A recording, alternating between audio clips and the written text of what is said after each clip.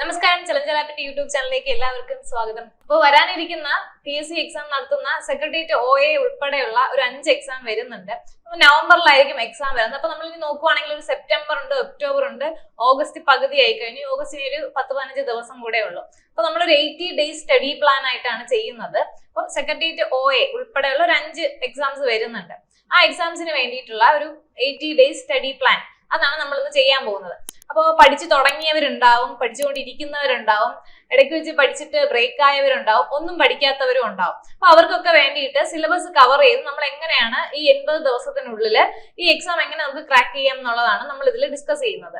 അപ്പോൾ പഠിച്ചു കഴിഞ്ഞവരുണ്ടാവും, പഠിച്ചു കഴിഞ്ഞവർ ഇതൊരു റിവിഷൻ ആയിട്ട് കണക്കാക്കാം, പഠിച്ചുകൊണ്ടിരിക്കുന്നവർക്ക് ഇതൊരു റിവിഷൻ ആയിട്ട് കണക്കാക്കാം. ഇതുവരെ പഠിച്ചു തുടങ്ങാത്തവരുണ്ടാവും, അല്ലെങ്കിൽ മുന്നേ പഠിച്ചിട്ട് ബ്രേക്ക് ആയി പോയി പകുതി വെച്ച് ഇനി പഠിക്കാൻ പറ്റാത്തവരുണ്ടാവും. അപ്പൊ LDC പഠിക്കുന്നവരുണ്ടാവും, ബാക്കി LGSന് പ്രിപ്പയർ ചെയ്യുന്നുണ്ടാവും. അപ്പൊ അങ്ങനെ പ്രിപ്പയർ ചെയ്യുന്നതോടിരിക്കുന്നവർക്ക് അതൊരു പ്രശ്നമല്ല. അപ്പൊ എന്നാലും ഇതിന് ഇതും കൂടി ഒന്ന് നോക്കാൻ വേണ്ടിയിട്ട് നമ്മളൊരു 80 ഡേയ്സ് സ്റ്റഡി പ്ലാൻ ആയിട്ടാണ് പ്ലാൻ ചെയ്തിരിക്കുന്നത്. ഫുൾ സിലബസ് നമ്മൾ കവർ ചെയ്തിട്ട് എങ്ങനെ നമുക്ക് ഈ നിങ്ങൾ അടുത്ത ലിസ്റ്റിൽ വരുമ്പോൾ നിങ്ങൾ ഉണ്ടാവണം എന്നുള്ള രീതിയിലാണ് നമ്മൾ ഇത് കവർ ചെയ്തേക്കുന്നത്. അപ്പൊ നിങ്ങൾക്ക് അറിയാം, ഇത് 10th ലെവൽ എക്സാം ആണ്. അതിന്റെ പ്രിലിമിനറി എക്സാം ആണ്. മെയിൻസ് എക്സാം മാർച്ച് മെയ്യിലായിരിക്കും നടത്തുക. അപ്പോൾ ഇതൊരു പ്രിലിമിനറി എക്സാം ആണ് 10th.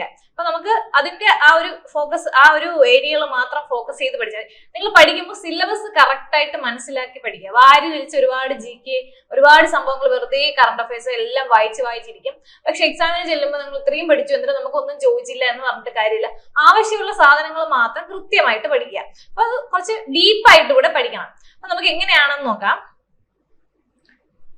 അപ്പൊ നമുക്ക് ഇതിന്റെ ആദ്യം വെയിറ്റേജ് എങ്ങനെയാണെന്ന് അറിയണം. ഓരോ എക്സാമിനും വെയിറ്റേജ് വ്യത്യസ്തമായിരിക്കും. അപ്പൊ ഇതുപോലെ തന്നെ 10th പ്രിലിംസിന്റെ വെയിറ്റേജും വ്യത്യസ്തമാണ്. അപ്പോ നമുക്കിതിൽ GK അല്ലെങ്കിൽ GK പ്ലസ് കറണ്ട് അഫയേഴ്സ് 60 മാർക്സിനാണ് ചോദിക്കുന്നത്. അപ്പോൾ GK പ്ലസ് CA എന്ന് പറയുമ്പോൾ 60 മാർക്സ്.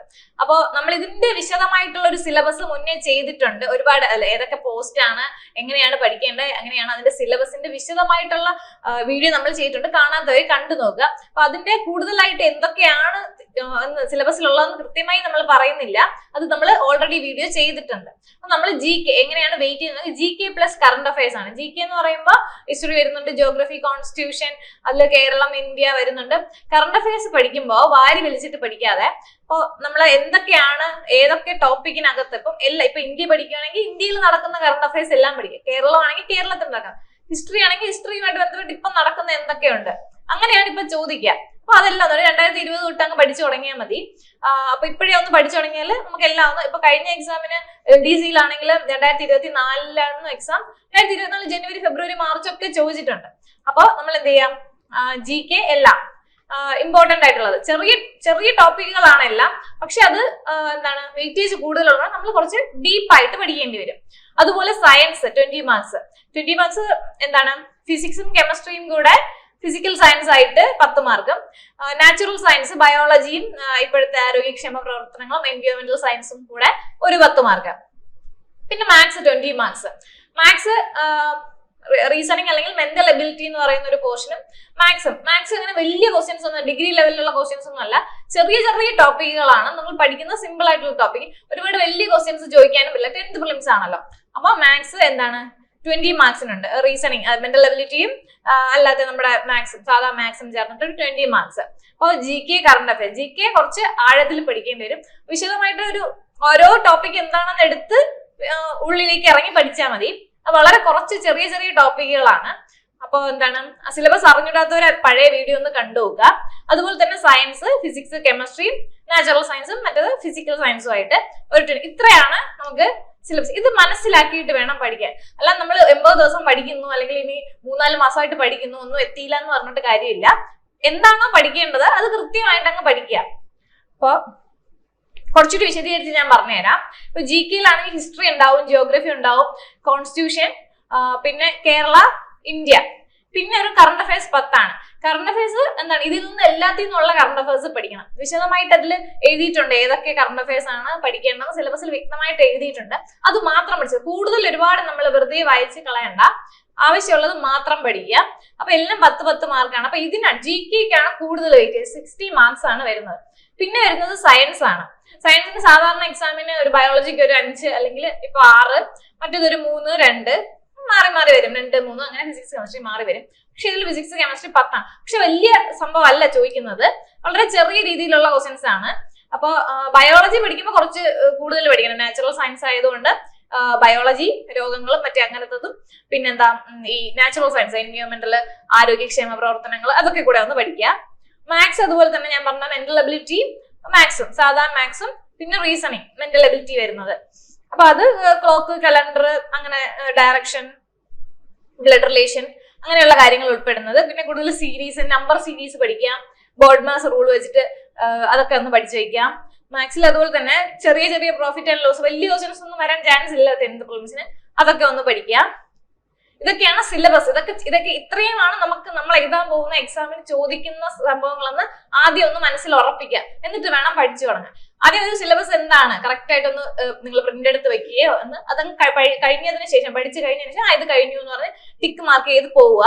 അല്ലാതെ വെറുതെ ഒരു റാങ്ക് ഫയൽ മേടിച്ചു വെച്ചു, 10th പ്രിലിംസിന്റെ ഒരു റാങ്ക് ഫയൽ മേടിച്ച് വെച്ചിട്ട് വെറുതെ അങ്ങ് വായിച്ചു വന്നാൽ നിങ്ങൾക്ക് എക്സാം കിട്ടത്തില്ല. അപ്പോൾ എന്താണ് സിലബസ് ചോദിക്കാൻ പോകുന്നതെന്ന് കൃത്യമായിട്ട് മനസ്സിലാക്കിയതിന് ശേഷം മാത്രം പഠിച്ചു തുടങ്ങുക. അപ്പൊ ഒരു ദിവസത്തെ ഒരു സ്റ്റഡി പ്ലാൻ ആണ് ഞാൻ പറയുന്നത്. എന്തൊക്കെ അതിൽ നിങ്ങൾക്ക് ഇപ്പം GK-യിൽ നിന്ന് ഇപ്പം ഹിസ്റ്ററി ആണോ ജോഗ്രഫി ആണോ എന്താണ് ഉൾപ്പെടുത്തേണ്ടതെന്ന് വെച്ചാൽ നിങ്ങൾ ഉൾപ്പെടുത്തിക്കോളൂ.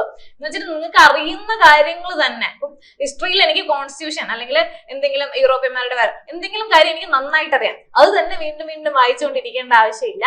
നിങ്ങൾ തന്നെ ഒന്ന് നിങ്ങൾക്ക് അറിയുന്നതും അറിയാത്തതായിട്ടുള്ള കാര്യങ്ങൾ അറിയാം. കുറച്ചിട്ട് നിങ്ങൾ സ്ട്രോങ് ആയിരിക്കും, കുറച്ച് വിഷയങ്ങൾ നിങ്ങൾ വീക്ക് ആയിരിക്കും. അപ്പം അത് സ്ട്രോങ് ആയിട്ടുള്ളത് വീണ്ടും വീണ്ടും വായിക്കേണ്ട ആവശ്യമില്ല.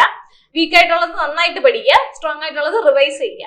അപ്പൊ ഒരു 6 days പഠിക്കണം. അപ്പൊ നിങ്ങൾക്ക് ചിലപ്പോ വീട്ടമ്മമാരായിരിക്കും, അല്ലെങ്കിൽ ജോലിക്ക് പോകുന്നവരായിരിക്കും, വേറെ ഒരുപാട് പരിപാടികൾ ഉള്ളവരായിരിക്കും, വേറെ എന്തെങ്കിലും ക്ലാസ്സിന് പോകുന്നവരായിരിക്കും. അപ്പൊ നിങ്ങൾ എന്ത് ചെയ്യുക, ഉറങ്ങുന്ന സമയം കുറയ്ക്കുക. നിങ്ങൾക്ക് എക്സാം വേണമെന്നുണ്ടെങ്കിൽ കുറച്ച് കൂടുതൽ എഫേർട്ട് ഇടുക. ഒരു 3 മാസത്തെ കാര്യം, 80 ദിവസത്തെ കാര്യമേ ഉള്ളൂ. കുറച്ചുകൂടി എഫേർട്ട് ഇട്ടിട്ട് പഠിക്കുക. ഒരു 6 ദിവസം പഠിക്കുക. ജോലിക്ക് പോയിട്ട് വന്നിട്ട് പഠിച്ചാൽ മതി. അല്ലാത്തവർ എന്ത് ചെയ്യുക, കുറച്ച് സമയം കൂട്ടി പഠിക്കുക. അപ്പം ഒരു 5 മുതൽ 6 മണിക്കൂർ മിനിമം പഠിക്കണം. രാവിലെ പഠിക്കുക, വൈകിട്ട് പഠിക്കുക. പിന്നെ വീട്ടിൽ ജോലിയുള്ളവർ അങ്ങനെ എങ്ങനെയാന്ന് വെച്ചാൽ അവരുടെ സമയം അനുസരിച്ച് പഠിക്കുക. എനിക്ക് സമയം ഇല്ല എന്ന് വിചാരിച്ച്, വേറെ ജോലികൾ ഉണ്ട് എന്ന് വിചാരിച്ച് പഠിക്കാതിരിക്കരുത്, നിങ്ങൾക്കാണ് നഷ്ടം. അപ്പൊ എന്ത് ചെയ്യാം, 6 days നമ്മൾ എന്തായാലും എന്ന് വെച്ചാൽ നിങ്ങൾക്ക് എന്താ ഒരു ദിവസം ഓരോ ടോപ്പിക്ക് വെച്ചിട്ട് ഒരു ടോപ്പിക്ക് മാത്രം ഒരു ദിവസം പഠിച്ച് ഇന്ന് ഹിസ്റ്ററി എടുക്കാം, ഹിസ്റ്ററി മാത്രം പഠിക്കാം, അങ്ങനെ വിചാരിച്ചിരിക്കരുത്. എല്ലാ ടോപ്പിക്കും ഇപ്പൊ ഞാൻ പറഞ്ഞ എല്ലാ വെയിറ്റേജ് ഉൾപ്പെടെ എല്ലാ സിലബസിലും ഓരോ ടോപ്പിക്ക് ഓരോ ദിവസം ഉൾപ്പെടുത്തി നിങ്ങൾ തന്നെ നിങ്ങൾക്ക് എങ്ങനെയാണെന്നുള്ളത് തയ്യാറാക്കിയതിനു ശേഷം അത് പഠിക്കുക. അത് കൃത്യമായിട്ട് തീർക്കാൻ ശ്രമിക്കണം. തീർക്കാതെ അടുത്ത ദിവസം ബാക്കി പഠിക്കാൻ വേണ്ടി വയ്ക്കുമ്പോൾ ഇതിന്റെ ബാക്കിയാവും, അതും പഠിച്ചു തീരില്ല, ഇതും പഠിച്ചു തീരില്ല. അപ്പൊ കറക്റ്റ് ആയിട്ട് എന്താണോ പഠിക്കാൻ ഉദ്ദേശിക്കുന്നത് അത് കൃത്യമായിട്ട് പഠിച്ച് തീർക്കുക എന്ന് തന്നെ. അപ്പൊ എന്താ 7th day റിവിഷൻ. അപ്പൊ എന്താന്ന് വെച്ചാല് 6 ദിവസം പഠിക്കുകയാണ്. അപ്പൊ 7ാമത്തെ ദിവസം നിങ്ങൾ ഇത് റിവൈസ് ചെയ്യാതെയാണ് വീണ്ടും അടുത്ത ആഴ്ചത്തെ വീണ്ടും സിലബസ് എടുത്ത് വെച്ച് പഠിക്കുകയാണെങ്കിൽ ഒരു ഉപയോഗമില്ല. ഒരാഴ്ച അല്ലെങ്കിൽ 2 ആഴ്ച നിങ്ങളത് മറന്നുപോകും. അപ്പൊ റിവൈസ് ചെയ്തിട്ട് പോകും. ഒരാഴ്ച പഠിക്കുന്നത് എന്തൊക്കെയാണെന്ന് ഒരു 7ാമത്തെ ദിവസം നിങ്ങളുടെ ഏതാണോ നിങ്ങളുടെ ഇഷ്ടപ്പെട്ട ദിവസം എടുത്തു വെച്ചിട്ട് എന്ത് ചെയ്യുക, റിവൈസ് ചെയ്യുക. പിന്നെ ഒരു റിവിഷൻ നിങ്ങൾക്ക് സമയം ഉണ്ടായില്ല, നവംബറിലായിരിക്കും എക്സാം. അപ്പൊ പിന്നെ ഒരു റിവിഷൻ നിങ്ങൾക്ക് സമയം ഉണ്ടാവാത്തത് കൊണ്ട് ഈ ഒരാഴ്ച പഠിക്കുന്ന 6 ദിവസം പഠിക്കുന്നത് എന്താണെന്ന് വെച്ചാൽ 7ാമത്തെ ദിവസം റിവൈസ് ചെയ്ത് തന്നെ പോവാം. നിർബന്ധമായിട്ടും റിവൈസ് ചെയ്ത് തന്നെ പോവാം. പിന്നെ പഠിക്കുന്നത് 5-6 മണിക്കൂർ, 5 to 6 hours. അത് ഓരോരുത്തരും ഡിപ്പെൻഡ് ചെയ്തിരിക്കും. ഇന്നും ജോലിക്കൊന്നും പോകുന്നില്ല, പഠിത്തം അതായത് PSC മാത്രമാണ് നോക്കുന്നവര്, അവരൊക്കെ നേരത്തെ തുടങ്ങിയിട്ടുണ്ടാവും. എന്നാലും തുടങ്ങാത്തവരുണ്ടാവും. ചിലർ വേറെ ഏതെങ്കിലും എക്സാമിന് പ്രിപ്പയർ ചെയ്തുകൊണ്ടിരിക്കുന്നവരായിരിക്കും. അപ്പൊ ഇതെങ്ങനെ നോക്കും എന്നുള്ള വെച്ച് ഒരു 5-6 മണിക്കൂർ മിനിമം, ഒരു 17-16 മണിക്കൂർ പഠിക്കുന്നവര് വരെ നമ്മുടെ കൂട്ടത്തിലുണ്ട്. ഈ എക്സാം പ്രിപ്പയർ ചെയ്യുന്നത് രാവിലെ 4 മണിക്ക് എണീറ്റ് രാത്രി 12-1 മണി വരെ പഠിക്കുന്നവരുണ്ട്. അവരുടെ കൂട്ടത്തിലാണ് നമ്മൾ മത്സരിക്കുന്നത്. അപ്പൊ എന്ത് ചെയ്യാം, നമ്മൾ അറ്റ്ലീസ്റ്റ് ഒരു 5 to 6 hours നമ്മൾ പഠിച്ചേ പറ്റൂ. പിന്നെ പറയുന്നത് എന്താണ്, ഫോക്കസ് ഏരിയ. ഫോക്കസ് ഏരിയ എന്ന് വെച്ചാല് കൂടുതൽ ക്വസ്റ്റ്യൻസ് ചോദിക്കാൻ ചാൻസ് ഉള്ള ഏരിയ. പ്രീവിയസ് ക്വസ്റ്റ്യൻസ് നോക്കുമ്പോൾ നമുക്ക് മനസ്സിലാവും കൂടുതൽ ക്വസ്റ്റ്യൻസ് ചോദിക്കാൻ ചാൻസ് ഉള്ള ഏരിയകൾ ഏതാണെന്ന് നോക്കുക. അത് കൃത്യമായിട്ട് കുറച്ച് കൂടുതലായിട്ട് ഡീപ്പായിട്ട് പഠിക്കുക. ചിലപ്പോ സ്റ്റേറ്റ്മെന്റ് ക്വസ്റ്റ്യൻസ് ഒക്കെ വരും.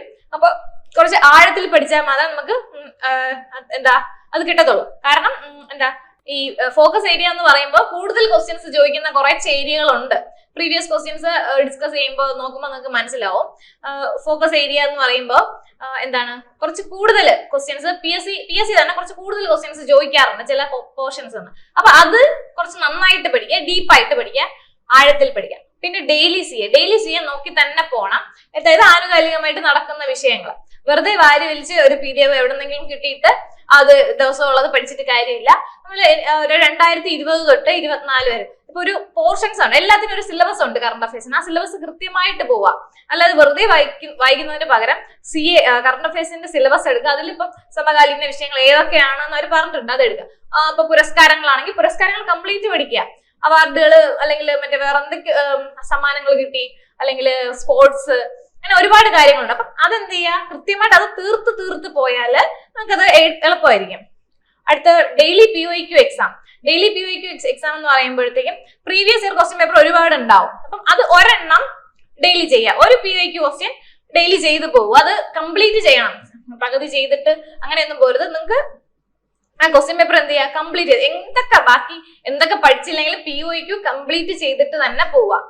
പിന്നെ SCERT ചാപ്റ്റർ ഒരു ദിവസം ഒരെണ്ണം പഠിക്കുക. ഏതാണെന്ന് വെച്ചാൽ നിങ്ങളുടെ സൗകര്യം ഏതാ. ഇപ്പൊ ഞാൻ പറയുന്നത് വെച്ചാൽ സോഷ്യൽ സയൻസ് അല്ലെങ്കിൽ ബേസിക് സയൻസ് ഉണ്ടല്ലോ, അത് ഏതെങ്കിലും കൃത്യമായിട്ട്. ഇപ്പൊ എല്ലാ ചാപ്റ്ററും നമുക്കിപ്പോ 5 തൊട്ട് 9, 10 വരെ ഉണ്ട്. അപ്പൊ എല്ലാ ചാപ്റ്ററും ബുക്ക് എടുത്ത് വെച്ച് വായിക്കുക ഒരു പ്രായോഗികമായതല്ല. അപ്പൊ എന്ത് ചെയ്യുക, സോഷ്യൽ സയൻസും ബേസിക് സയൻസും എങ്കിലും ഒരു ദിവസം ഓരോ ചാപ്റ്റർ വായിച്ചാൽ മതി. ഒരുപാട് വായിച്ചിരിക്കാനും അത് കുറച്ച് ബുദ്ധിമുട്ടുള്ള കാര്യമാണ്. അപ്പൊ എന്ത് ചെയ്യുക, ഒരു ചാപ്റ്റർ SCERT സോഷ്യൽ സയൻസ് അല്ലെങ്കിൽ ബേസിക് സയൻസ് പഠിക്കാം. മാത്സ് കൃത്യമായിട്ടും 2ൽ നിന്നും, മാത്സ് എന്ന് പറഞ്ഞാൽ ഒന്നും തന്നെ ചെയ്തില്ല, മാത്സ് മെന്റൽ എബിലിറ്റി ഒരു ടോപ്പിക് എടുക്കുക, ബാക്കി മാത്സ് അത് കൂടുതൽ നമ്മൾ പഠിച്ചു കഴിഞ്ഞതിന് ശേഷം. മാത്സ് ഇപ്പൊ പ്രോഫിറ്റ് ആൻഡ് ലോസ് ആണെങ്കിൽ അല്ലെങ്കിൽ ലാഭവും നഷ്ടമാണെങ്കിൽ നിങ്ങൾ ആ ടോപ്പിക്ക് പഠിച്ചു കഴിഞ്ഞു എന്ന് പറഞ്ഞു അത് പ്രാക്ടീസ് ചെയ്യണം. അത് കൃത്യമായി പ്രാക്ടീസ് ചെയ്താൽ മാത്രമേ എക്സാം ഹാളിൽ പോയിട്ട് ഇത് എങ്ങനെ ചെയ്യുന്നു, അല്ലെങ്കിൽ ഇത് ഞാൻ പഠിച്ചതാണ് പ്രോഫിറ്റ് ആൻഡ് ലോസ് അല്ലെങ്കിൽ വർക്ക് ആൻഡ് ടൈം ഞാൻ പഠിച്ചതാണ്, പക്ഷെ അവിടെ പോയിട്ട് ഇത് എങ്ങനെ ചെയ്യും, ഇതിന് ഫോമുല ഉണ്ടോ, ഇതാണോ ഫോമുല എന്ന് മറന്നു, അത് വരാതിരിക്കണമെങ്കിൽ പ്രാക്ടീസ് തന്നെ ചെയ്യണം. കൃത്യമായിട്ട് ഒരു 10 ക്വസ്റ്റ്യൻ ഏതെങ്കിലും ഇപ്പൊ പ്രോഫിറ്റ് ആൻഡ് ലോസ് ആണെങ്കിൽ അത് ആദ്യം പഠിക്കുക. അത് കഴിഞ്ഞിട്ട് പ്രോഫിറ്റ് ആൻഡ് ലോസിന്റെ ഒരു 10 ക്വസ്റ്റ്യൻ ഡെയിലി ചെയ്യുക. ഇപ്പൊ ഇന്ന് പ്രോഫിറ്റ് ആൻഡ് ലോസ് ആണെങ്കിൽ നാളെ വർക്ക് ആൻഡ് ടൈം ചെയ്യുക. അതേപോലെ തന്നെ ഈ മെന്റൽ എബിലിറ്റി വരുന്നുണ്ട്, ഡയറക്ഷൻ, ബ്ലഡ് റിലേഷൻ, അതിന്റെ ഒരു ദിവസം ഒരു 10, രണ്ടും ഒരു ദിവസം തന്നെ ചെയ്യണം. ഇപ്പൊ ഇന്ന് അപ്പൊ ഒന്ന് ചെയ്തു പോകുമ്പോൾ പ്രാക്ടീസ്. ഇപ്പൊ നിങ്ങൾ അതിലുള്ള profit and loss, work and time എല്ലാം ചെയ്ത് കഴിഞ്ഞു എന്ന് വിചാരിച്ചിരിക്കരുത്.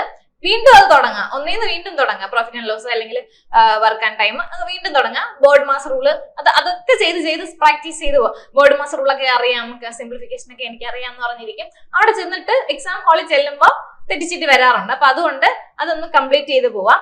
പിന്നെ GKയില് ഹിസ്റ്ററി, ജോഗ്രഫി, ഇന്ത്യ, കേരളം ഏതാണോ നിങ്ങൾക്ക് ഇഷ്ടപ്പെട്ടത് പഠിക്കാൻ തോന്നുന്നത് അത് അങ്ങനെ ഒരു ടൈം ടേബിൾ ഉണ്ടാക്കി വെക്കുക. ഏതാണ് ഇന്നത്തെ ദിവസം പോവേണ്ടത് എന്ന് ഒരു ടൈം ടേബിൾ ഉണ്ടാക്കിയിട്ട് അതിനനുസരിച്ച് അത് പോവാം. പിന്നെ സയൻസ് ഞാൻ പറഞ്ഞു, ഫിസിക്കൽ സയൻസും ഉണ്ട്, നാച്ചുറൽ സയൻസും ഉണ്ട്. അപ്പൊ എന്ത് ചെയ്യാ, രണ്ടും കൃത്യമായിട്ട് നോക്കി പോവാം. ഫിസിക്കൽ സയൻസിന് 10 മാർക്കാണ്, ഫിസിക്സും കെമിസ്ട്രിയും കൂടെ ചേർത്ത്. നാച്ചുറൽ സയൻസ് എൻവയോൺമെന്റലും ബയോളജിയും കൂടെ ചേർന്നാണ്. അപ്പൊ അത് സമയം കിട്ടുന്നതനുസരിച്ച് നിങ്ങളത് പ്രിപ്പയർ ചെയ്ത് എങ്ങനെയാണ്. ഇപ്പൊ രണ്ടും ഒരു ദിവസം സയൻസ് എന്ന് പറയുമ്പോൾ 80 ദിവസം കൊണ്ട് തീരാൻ കുറച്ച് ബുദ്ധിമുട്ടായിരിക്കും. അപ്പൊ ഒരു ദിവസം നാച്ചുറൽ സയൻസും ഫിസിക്കൽ സയൻസും രണ്ടും കൂടി ഉൾപ്പെടുത്തി പഠിക്കുവാണെങ്കിൽ നിങ്ങൾക്ക് എന്താണ് പോർഷൻസ് പെട്ടെന്ന് കംപ്ലീറ്റ് ചെയ്യും. അപ്പൊ ഇതുപോലെ ഈ 5 and 6 അവർ നിങ്ങൾക്ക് ഇഷ്ടമുള്ളതുപോലെ എടുക്കാം. നിങ്ങളിപ്പോ ജോലിക്ക് പോകുന്നവരോ അങ്ങനെ എന്താണെന്ന് വെച്ചിട്ട് നിങ്ങളവരനുസരിച്ച് ഇപ്പം 10 മണിക്കൂർ പഠിച്ചാൽ അത്രയും നല്ലത്, 16 മണിക്കൂർ പഠിച്ചാൽ അത്രയും നല്ലത്. നിങ്ങൾക്ക് പറ്റുന്നത് പോലെ ടൈം കൂട്ടാൻ പറ്റുമെങ്കിൽ കൂട്ടുക. ഒരു ദിവസം കൂട്ടി പിന്നെ പിറ്റേ ദിവസം കുറഞ്ഞാലും കുഴപ്പമില്ല, അടുത്ത ദിവസം കൂട്ടുക വീണ്ടും. അപ്പൊ അങ്ങനെ പോവുകയാണെങ്കിൽ ഈ ഒരു 80 days കൊണ്ട് നമുക്ക് സിലബസ് കംപ്ലീറ്റ് കവർ ചെയ്യാൻ പറ്റും. സിലബസ് കംപ്ലീറ്റ് കവർ ചെയ്ത് ഒരു ദിവസം റിവിഷനും കൂടെ കഴിയുമ്പോൾ നിങ്ങൾക്ക് എല്ലാം ഓർമ്മയുണ്ടാവും. അപ്പൊ അങ്ങനെ ചെയ്യുവാണെങ്കിൽ അടുത്ത് ഇതിന്റെ ലിസ്റ്റ് വരുമ്പോൾ ഉറപ്പായിട്ട് നിങ്ങൾ റാങ്ക് ലിസ്റ്റിലുണ്ടാവും. നിങ്ങൾക്ക് ഒരു 3 മാസം കൊണ്ടൊരു ജോലിയാണ് കിട്ടുന്നത്. അപ്പൊ അതുകൊണ്ട് പഠിക്കണമെന്ന് ആത്മാർത്ഥമായിട്ട് ആഗ്രഹിക്കുന്നവര് ഇത് ഫോളോ ചെയ്യുക. നമുക്ക് അടുത്ത നോട്ട്സ് കിട്ടാൻ ബുദ്ധിമുട്ടുണ്ട് അങ്ങനെയൊക്കെ ഉള്ളവര് അപ്പൊ നമുക്ക് ചലഞ്ചർ ആപ്പില് നമുക്ക് എന്തുണ്ട് ഈ ഇതിന്റെ ഫുൾ നോട്ട്സും കാര്യങ്ങളും വീഡിയോസും എല്ലാം ഉണ്ട്. അപ്പൊ നിങ്ങൾക്ക് അത് വേണമെന്നുണ്ടെങ്കിൽ ചലഞ്ചർ ആപ്പ് ഡൗൺലോഡ് ചെയ്തതിന് ശേഷം 10th പ്രിലിംസ് എന്നൊരു കാർഡ് ഉണ്ടാവും. അതിൽ ക്ലിക്ക് ചെയ്ത് കഴിഞ്ഞാൽ നിങ്ങൾക്ക് എല്ലാ നോട്ട്സും കിട്ടും. വിത്ത് മെന്റർഷിപ്പ് നോട്ട്സ് ഉണ്ടാവും, പിന്നെ SCRT ചാപ്റ്റേഴ്സ് എല്ലാം ഉണ്ടാവും, എന്താണ് ഡെയിലി ക്യൂസ് ഉണ്ടാവും, കറണ്ട് അഫയേഴ്സ് ഉണ്ടാവും, മോക്ക് ടെസ്റ്റുകൾ ഉണ്ടാവും, POQ ഉണ്ടാവും. അങ്ങനെ എല്ലാം ഉൾപ്പെടുന്ന ഒരു പാക്കേജ് ആയിട്ട് നമ്മൾ ചലഞ്ചർ ആപ്പിൽ ഇതൊരു കൊടുത്തിട്ടുണ്ട്. അപ്പൊ അത് താല്പര്യമുള്ളവരെ അതിൽ ജോയിൻ ചെയ്യുക, അങ്ങനെ പഠിക്കുക. അല്ലാത്തവർ എന്ത് ചെയ്യുക, ഈ 80 days പ്ലാനും പറ്റുന്നത് പോലെ ഒന്ന് പഠിക്കുക. അപ്പൊ ഞാൻ പറഞ്ഞതുപോലെ അടുത്ത ലിസ്റ്റിൽ വരുമ്പോൾ OAയുടെ ലിസ്റ്റ് വരുമ്പോൾ നിങ്ങളുടെ പേരും ഉണ്ടാവട്ടെ. അപ്പോൾ ഓൾ ദി ബെസ്റ്റ്, എല്ലാവരും നന്നായിട്ട് പഠിക്കുക.